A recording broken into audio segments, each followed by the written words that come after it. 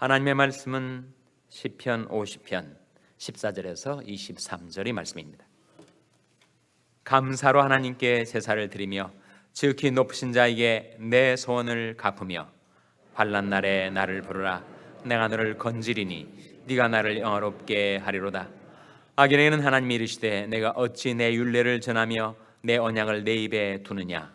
내가 교훈을 미워하고 내 말을 내 뒤로 던지며 도적을 번죽 연합하고 가늠한 자와 동류가 되며 내 입을 악에게 주고 내 혀로 괴사를 지으며 앉아서 내 형제를 공박하며 내 어미 아들을 비방하는도다. 내가 이 일을 행하여도 내가 잠잠하였더니 네가 나를 너와 같은 줄로 생각하였도다. 그러나 내가 너를 책망하여 내 죄를 내 목전에 차례로 베풀리라 하시는도다. 하나님을 잊어버린 너희여, 이제 이를 생각하라.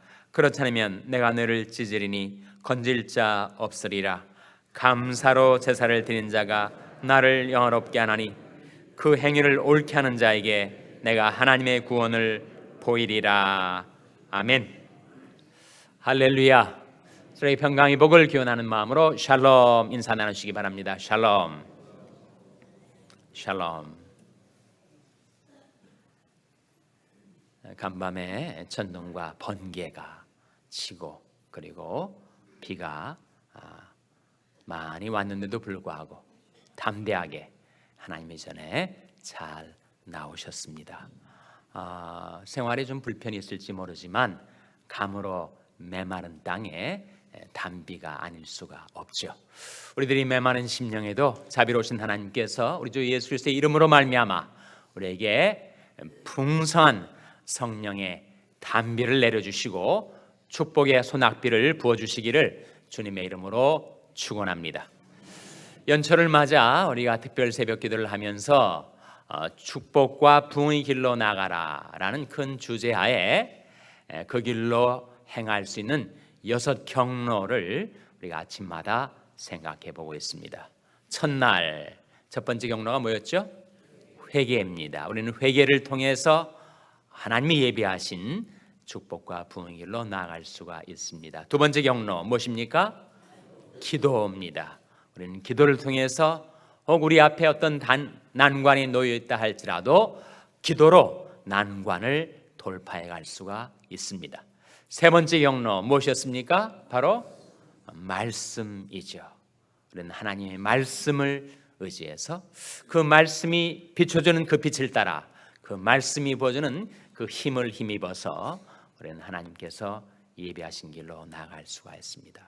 오늘 네 번째 경로, 우리가 불렀던 찬송에는 힌트가 별로 안 들었을지 모르겠습니다만 우리가 읽었던 말씀의 네 번째 경로 뭐겠습니까?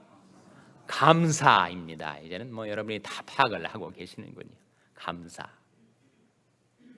우리는 감사를 통해서 축복과 부흥의 길로 나아갈 수가 있습니다.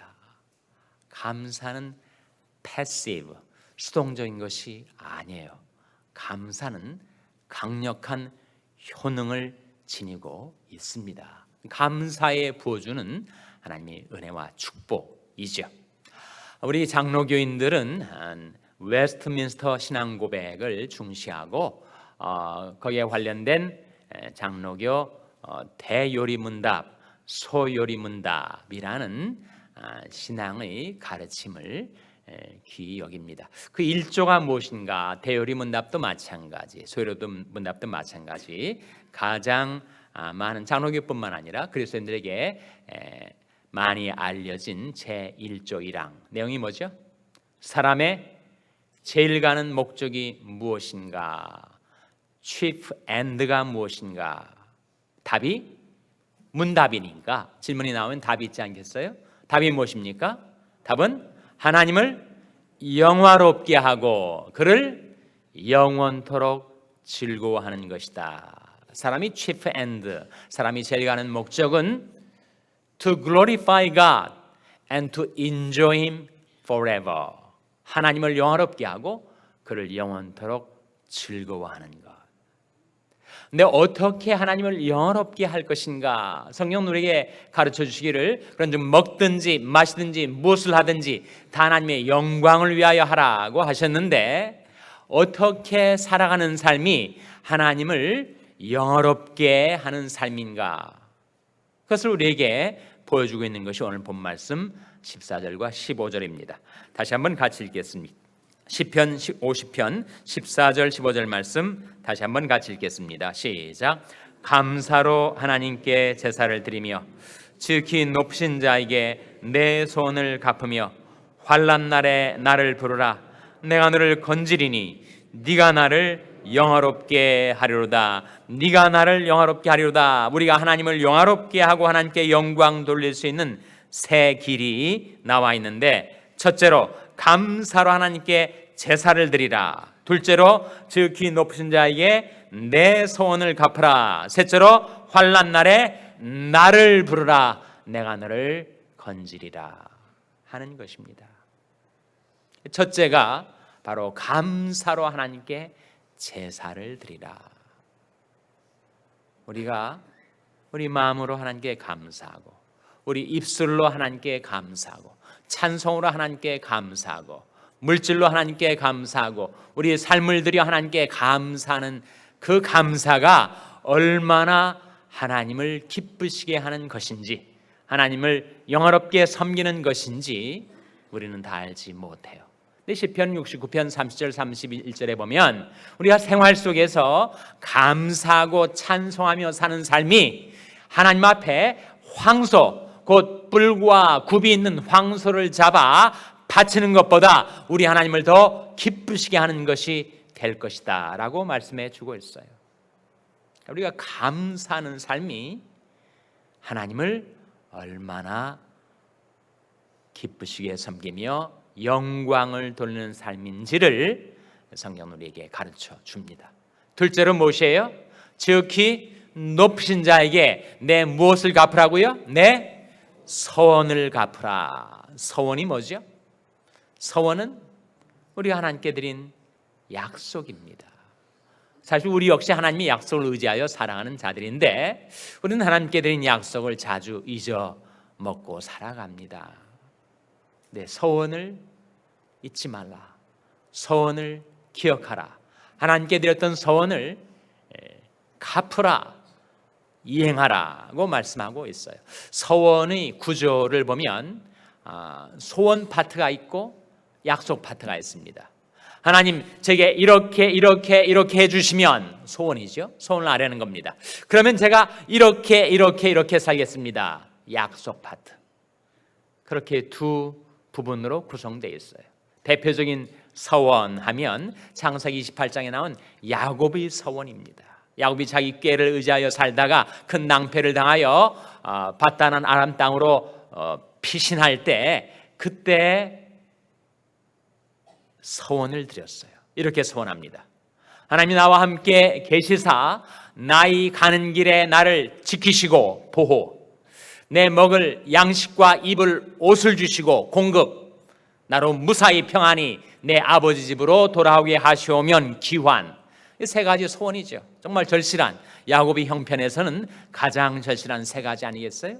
하나님 저와 함께 하셔서 저를 보호해 주시고, 제 먹을 양식과 입을 옷 공급해 주시고, 그리고 제가 평안히 저희 아버지 집으로 다시 돌아올 수 있게 해 주시오면 소원 파트입니다. 그 다음에 이제 약속 파트가 나와요.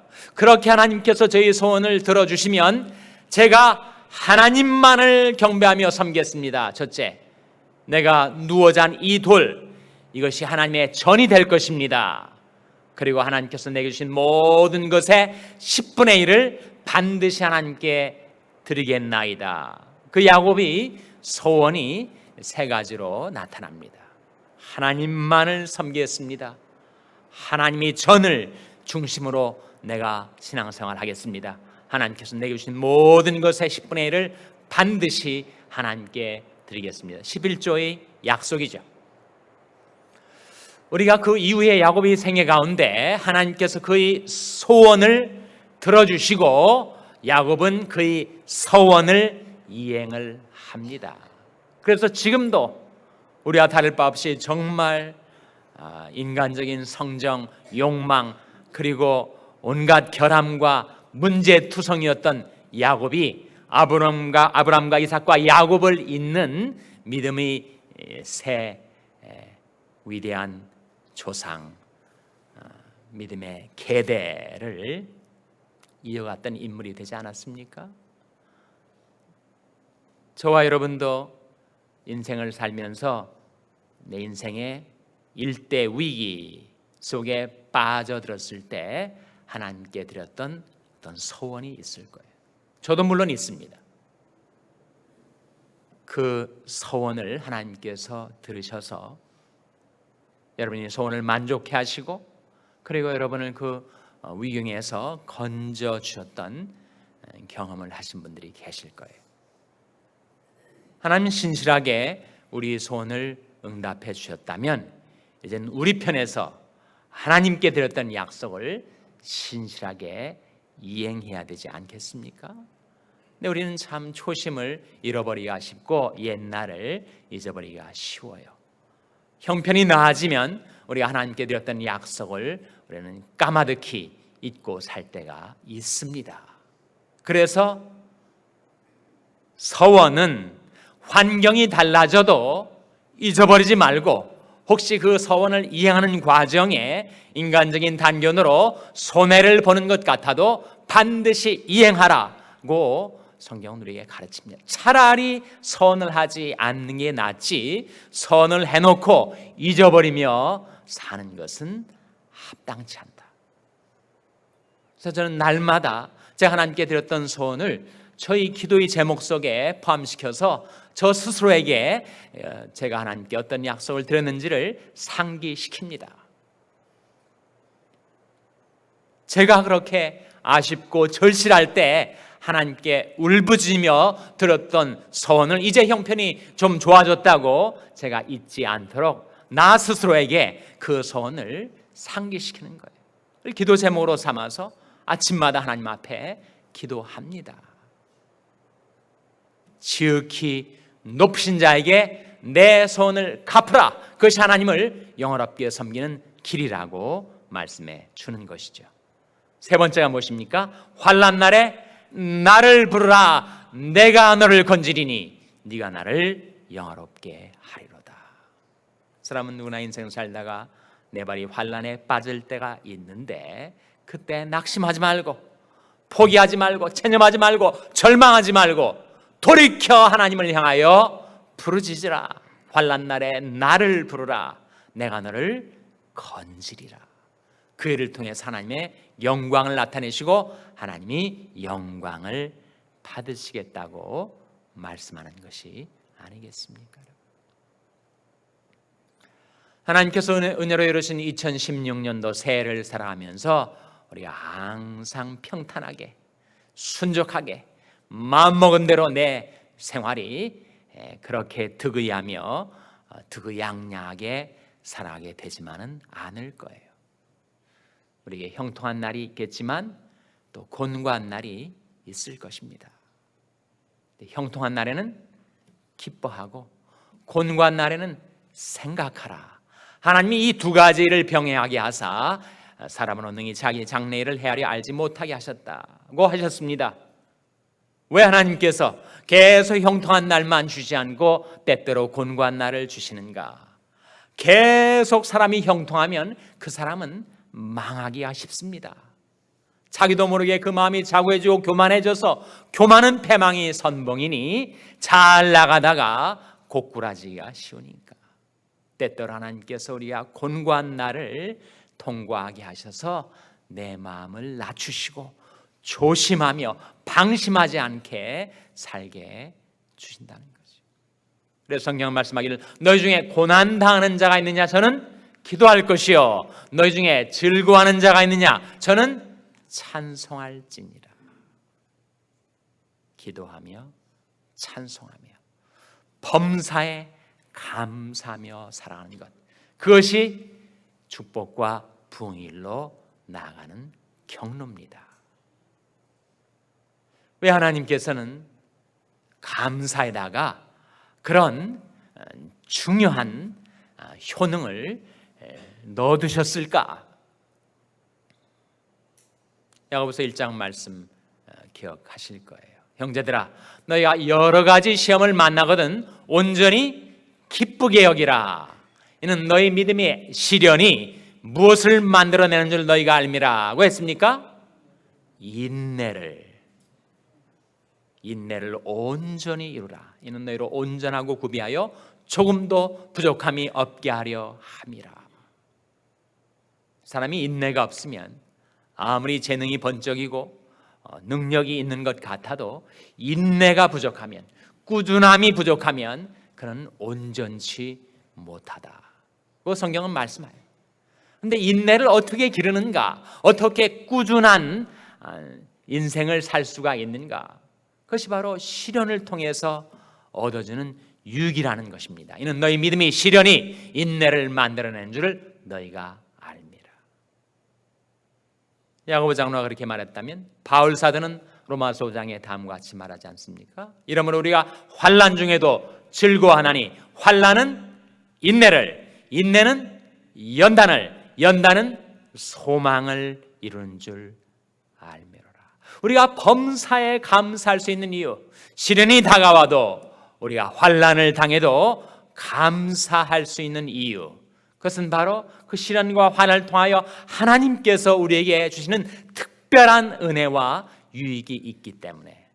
그것은 쓰리고 아프지만, 괴롭고 고통스럽지만, 그러나 이 시련의 기간을 통과하면 하나님께서 나에게 인내를 길러주시고 그 인내 속에 연단을 이루게 하여 주시고, 연단이 뭐예요? 연단이 바로 proven character, 입증된 인격. 인내는 연단을, 연단은 소망을 이루게 하려 함이라. 이 세상 만난을 극복하고 믿음으로 인생 여정을 마치게 된 그 사람에게는 영생의 소망을 주시죠.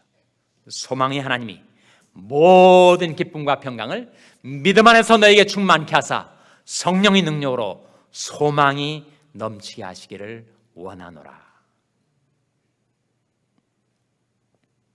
그래서 감사에는 효능이 있습니다.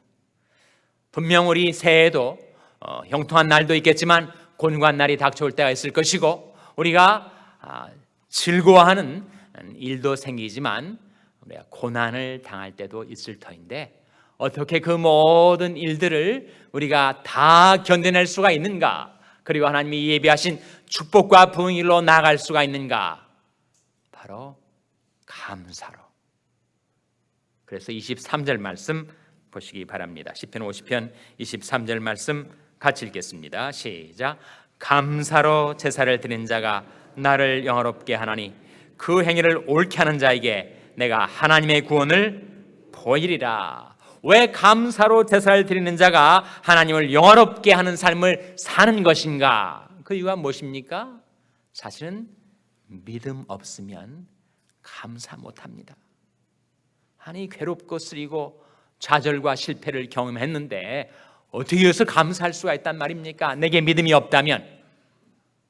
하나님은 선하시고 인자하신 하늘 아버지, 하나님은 내가 겪는 이 모든 고통과 아픔 다 헤아리시고 아시고 결국은 그것을 합력하여 선으로 바꾸어 주실 것을 믿는 하나님의 절대 주권을 신뢰하는 믿음이 없으면 우리는 감사할 수가 없어요.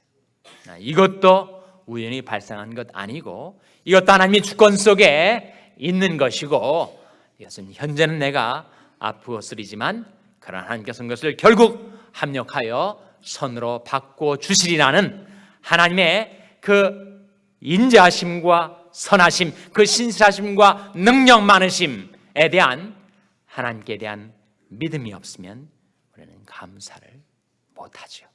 그래서 우리가 감사할 수 있다는 것은 내게 아직도 하나님께 대한 신뢰가 있는 거구나, 내가 하나님을 의뢰하며 살고 있는 것이구나라는 반증이 될 수가 있다는 거예요. 그러면 믿음이 없이 하나님을 기쁘시게 할 수가 있습니까? 믿음이 없이 하나님께 영광을 돌릴 수가 있습니까? 그래서 감사로 제사를 드린 자가 나를 영화롭게 하는 것이다. 그리고 그 행위를 옳게 하는 자에게 우리 하나님의 말씀을 따라 살고 무엇보다도 범사에 감사하며 이 새해를 살아갈 때 하나님께서 우리에게 무엇을 보이시겠다라고 약속하고 있는 것입니까? 하나님의 구원을. 감사로 제사를 드린 자가 나를 영화롭게 하나니 그 행위를 옳게 하는 자에게 내가 하나님의 구원을 보이리라. 그래서 우리의 삶을 통하여 하나님이 구원의 하나님이시라는 영광을 나타내시고, 그리고 여러분의 삶 속에 어떤 일이 닥쳐와도 감사로 그 모든 난관을 결국은 견뎌내고 극복하여 축복과 부흥의 길로 나아가시는 여러분이 새해가 되시기를 주님의 이름으로 축원합니다. 기도하시겠습니다. 오늘 말씀 기억하며 하나님, 저희들이 감사로 승리하여 하나님께 영광 돌리게 하여 주시옵소서. 기도하시기 바랍니다. 우리 자녀들을 위해서 기도할 때 하나님, 저희 자녀들에게 믿음을 주셔서 범사에 감사하는 자녀들 되게 해달라고 기도하시기 바랍니다. 병상에 약한 지체들이 그 병상에서도 감사할 때 하나님 치료와 회복의 은총을 베풀어 주시옵소서. 기도해 주시기 바랍니다. 우리 샬롬 교회가 감사하는 교회, 감사로 승리하는 교회, 감사로 하나님께 영광 돌리는 교회가 되게 해달라고 기도해 주시기 바랍니다. 여러분의 생업을 위해서 기도해 주시고, 기도하시고 소중한 사람들의 사역을 위해서 기도해 주시기 바랍니다. 하나님, 이 새벽에 하나님 앞에 나온 저희들을 성령으로 충만케 하여 주시고 하나님의 축복의 소낙비가 저희들의 삶 속에 부어지게 하여 주시옵소서. 이런 제목들을 놓고 우리 합심해서 기도하겠습니다.